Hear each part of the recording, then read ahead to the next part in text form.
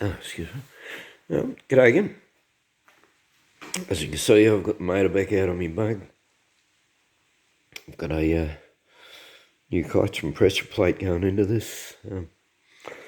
Should make a difference. This one's actually starting to come apart. It's separating. You can see that. Yeah, the two plates are separating and getting a lot of clutch shudder, which is sort of common in bugs.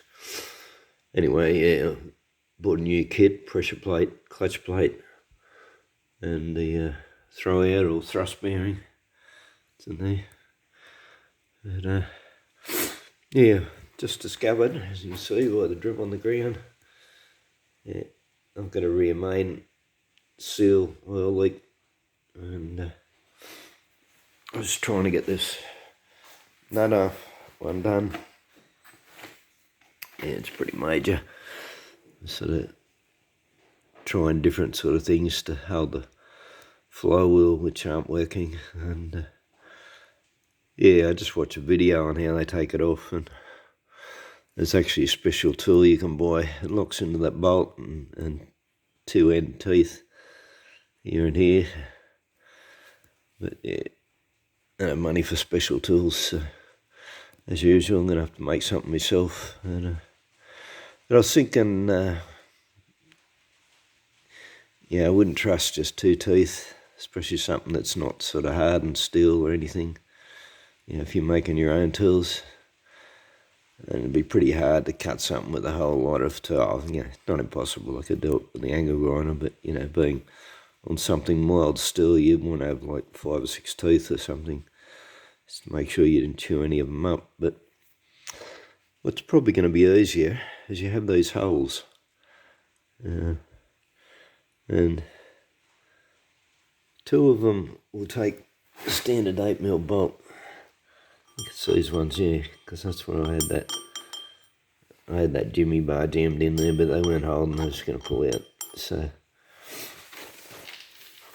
what I'm going to do is I got a piece of solid bar out there, so I'm going to run from here down to the ground, which will stop the motor from tipping.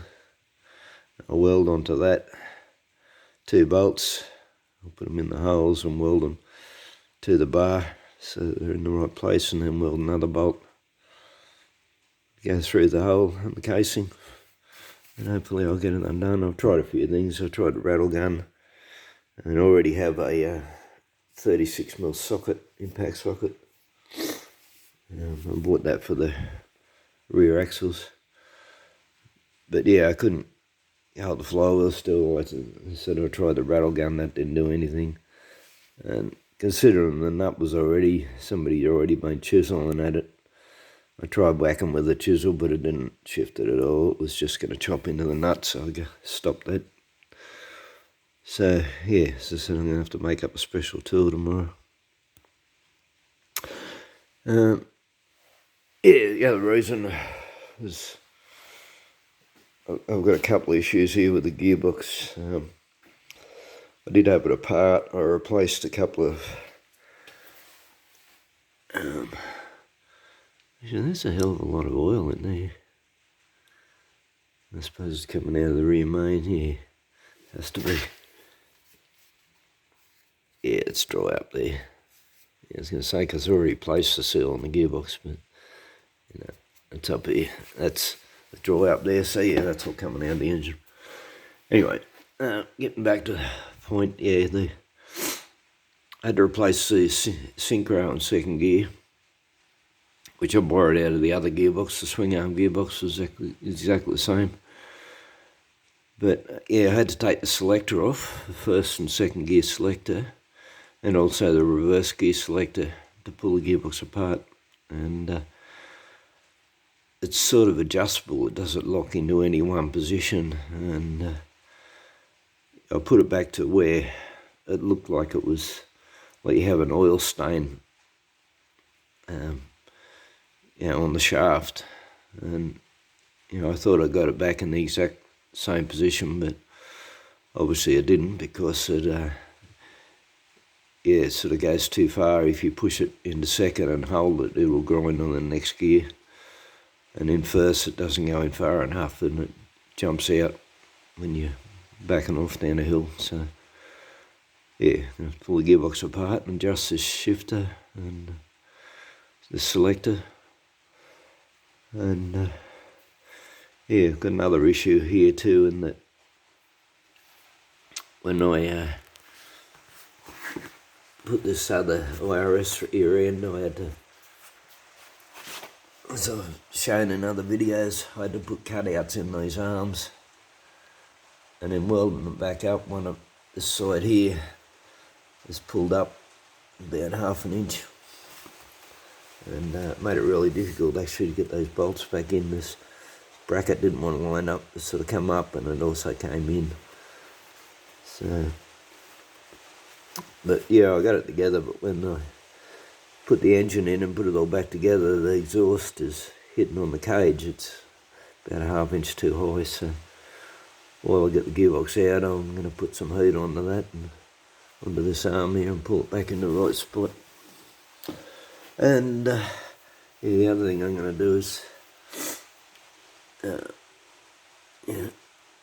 pull the suspension arms down another notch on the shaft, give it a little bit more lift. It's well, it could go a little bit higher, but it's actually the tyres are hitting on the guards when you get passengers in it. It's fine when you're by yourself, but yeah, you get 1 or 2 people in it and it starts scraping the guards. So going to yeah, lift it up a little bit more. The other thing I've done with this, I've been having an issue with this carby right from when I first got this engine, first put it in, and yeah, I bought a cheap Chinese one which just didn't work.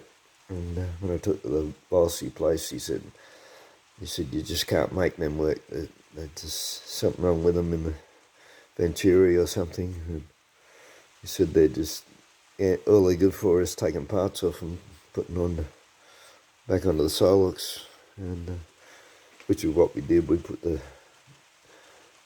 electric choke, and I also put this cut-off valve in because the original one failed. But yeah, still having issues with it. It goes in and out of tune.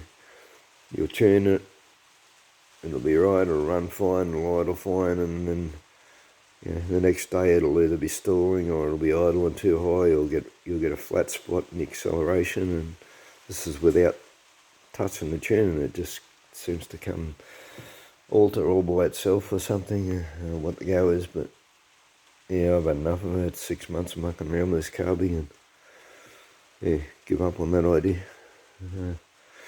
Yeah, so what I've done, and I got this idea when I was last weekend. I was out and I was called in at a junk shop, and yeah, I found a Stromberg. This is a grey motor, 138 grey motor Holden, and this was something I used to do when I was a kid with paddy bashers. We used to put these on Holden Strombergs on our little 4-cylinder, Hillmans and Cortinas and things like that. Just as a bit of a power upgrade. So I thought, well, that could work.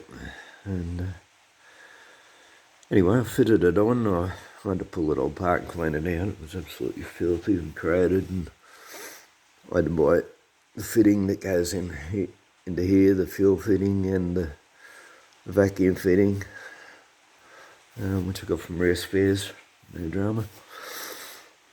And the other thing I had to do was, because this is a grey, it's a bit smaller, so I've had to file inwards on both sides, the 2 bolt holes to make it fit. So it'll probably come in 5-6 mil either side, and got the fit. But like I can still put the original Solex back on. It's not the holes aren't going to interfere with the other carby.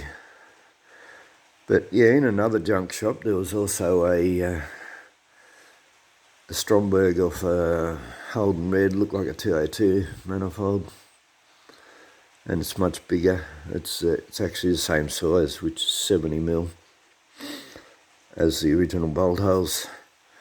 The 70mm should bolt straight on. But I didn't actually buy that one because it was missing the needle and seat, and yeah, like you can buy the needle and seat new, but yeah, it comes in a kit for $100, so I didn't want to spend that. But now that I've got this one, I'm going to go back out to this junk shop on Sunday, and yeah, if they've got the stromberg off the Holden red still there, I'll buy it, because I think it was only $20, because I now have a needle and seat that'll fit it. So, and just, yeah, compare the two. This goes good. You know, like it idles and there's no flat spot or anything. It actually gets up to speed a whole lot quicker than the Solex. It's just a whole lot better. Seems to be a bit lacking top end. Seems to have like run out of revs or something. But they could possibly need just, you know, a little more timing advance might help that. But yeah, anyway, so on Sunday I'll be out that way again, so I might grab this other red motor Stromberg and just try it and compare it. But yeah, the issue I've got now is because it's a good 2 inches taller, and you know, the top opening is bigger even on this one, and it's probably even bigger on the other one, but there's no way I can get the original air filter on it now. So yeah, I've got to come up with an air filter solution there. So not sure what I'll do. I looked at pod filters. They start at about 30, go up to 130. I don't know what the difference is in them, whether there's $100 worth of difference or not, but that's one option. I could put like a, you know, a standard type filter on it and make my own box, but I'd have to bring like the box right down to here and have the filter on it, you know, so it'll fit under the hood thing. Like, yeah, if it sat on top, you just wouldn't get it under the lid. So yeah, I might sort of look at, yeah, making my own filter box. I don't really want an open filter. I'll probably want to be okay. You could run a tube and you could put over here out of the way, but an open paper filter up here isn't going to work because the water comes through these vents, so it'll just get wet. So yeah, if I go a paper filter, it'll have to be an enclosed one. But yeah, we're progressing. We're yeah, it's getting a little better each time, and yeah, you see without the engine in how much lift that's got. Well, that's a good 2 inches higher. That's about how much lift I want to achieve when I jack the suspension up a bit more. So I want it to be that height when it's, yeah, got the engine back in and the engine cage. Wish I could weld aluminium. I'd like to remake that out of aluminium. That's, yeah, a bit heavier than I would like that engine cage, but yeah. Anyway, that's what we're up to on the bug, and because I'm doing two things at once. I'm still working on my ST as well, and even though it's sort of pushed to the side, and that was mainly when I got the Stromberg. That's, yeah, a whole lot more interesting. Yeah, a lot more fun, a bit more of a challenge. What I did do at first, I tried making a linkage up So the cable comes in, sort of 2-layer, comes in underneath. And, you know, like, this opens this way, so you couldn't run it underneath because it'd be pulling it the opposite way. And I actually welded on top because I got that Chinese one, so I took the linkage off the Chinese one and I welded that on top to run the cable into. And I had it working, I took it for a run, but I had the cable just coming out of the standard spot down here and coming up at an angle, and which was okay temporarily, but you can't run it permanent like that. You wear the cable out where it comes through the thing. So yeah, I've got to reposition this cable tube up here somewhere. But yeah, then I'll wait till I get it out. I'll take the fan cage off and do that. You don't want to just blindly drill into the fan shroud while it's on, because just in behind there's the oil cooler. So yeah, you do not want to risk drilling into the oil cooler. So I'm gonna mark the position I want, and then take the fan shroud off and drill it out, reposition it. That's this bar here. Yeah, that's what your cable runs through. But yeah, anyway, as I was saying, I was doing a little bit of fiberglass as well from the ST. On the side, this side here, I managed to get that to fit the plastic front fairly well. I put a little bit more glass on it, as you can see. The reason that's green actually is because the brush I used to mix the glass still had a bit of green paint in it, which won't affect the fiberglass. It just colours it a little bit. But, and what I've done is, I've taped it up, fitted it in place, bolted it up. And I taped it all up, which I've pulled the tape off now, but you can see that's all filled in there now with resin. So I've got the exact shape now. The plastic will peel away from there, no dramas. And yeah, I had a bit of glass on the inside as well. So yeah, I now have the exact fitment for this thing now.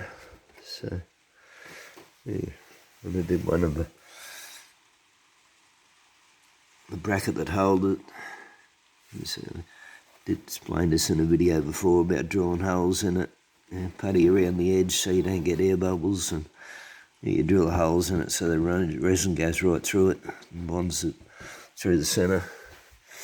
So yeah, and there's 2 layers of 600 glass on that now, or 2 ounces in the old standards. And,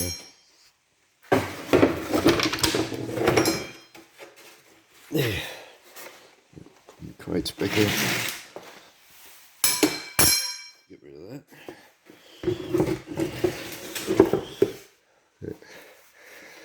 Yeah, there's that tape on there because I drilled the holes in the alley bracket after I'd fitted it in place. So sort of forgot. Normally I'd drill the holes first, but anyway, it doesn't really matter. It's probably a good thing actually, because I got the new glass bonding right through it. But that's why it's tape on there, because that was to plug the holes. Then yeah, now that I've got the arm on there, so I put self-tapping screws in there. Screwed it into place. Sometimes I use screws, sometimes I use rivets. I used screws on this because it wasn't meeting the fairing as well as I wanted it to. So that's why I put self-tapping screws in it. But yeah, of course I ground the screws off on the inside before I put the glass over it. And rather than unscrew that now, I'm just going to grind the heads off them, off those screws. Yeah, and then put a bit of putty over it. It's actually better to leave a little bit of the screw in it. Same as when you rivet it, you just grind the heads off. You don't drill them out again, because even though you've ground off the back of it and everything, it still helps to hold it. Like, even if it doesn't hold it like in that direction, it'll stop it. It'll help movement that way, you know. It's still sort of pinned with the steel. So yeah, I said I'll just grind the heads off that now, and that'll be ready for a little bit of putty over it when I get the rest of it done. So yeah, I'm sort of probably a bit too ambitious, but hoping to have this back on the road by October, registered. It's just a big ask, only a couple of months. I've still got to get 2 tyres and a battery, and take it in for inspection, get it registered. You know, I'm up for at least $1,000. I don't know if I can come up with that to begin with, but yeah, I'd really like to go to Phillip Island this year for the GP. I've never been to Phillip Island. And, anyway, see what happens. Sort of can't see it happening at the moment, but yeah, it's time to get the boy back on the road anyway, regardless. So anyway, that'll do for now. Thanks for listening to my ramble again. Hit like, please.